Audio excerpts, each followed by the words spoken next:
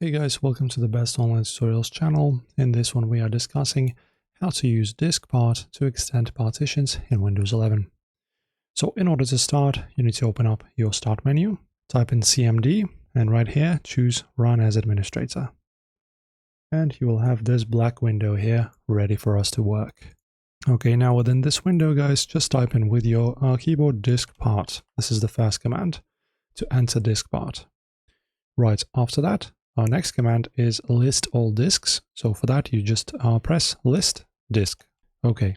Now you just select and identify the disk number containing the partition you want to extend. For example, disk 0 in my case, or I will just choose, say, disk 1. So in here, in the next command, you just type select disk, and I will choose disk 1. There you go. As you can see, it's now selected. After that, you need to type the following command to view the partition layout on that disk. You type in list and partition.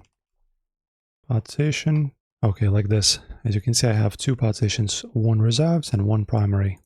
After that, let's choose partition. You choose yours, of course, don't copy mine. You then type in select, partition, and I will choose 2. Like this. And now it's selected. And then to use all available unallocated space, you just need to type extend. So I'm not going to do it. I don't want to mess anything up. And also you can specify a amount in megabytes as well, right after extend. So for example, you will have something like extend size equals 10 to 40, and then press enter, of course. When you do that, you will get a success. And after that, just press exit. Diskpart. Bingo. Now you left.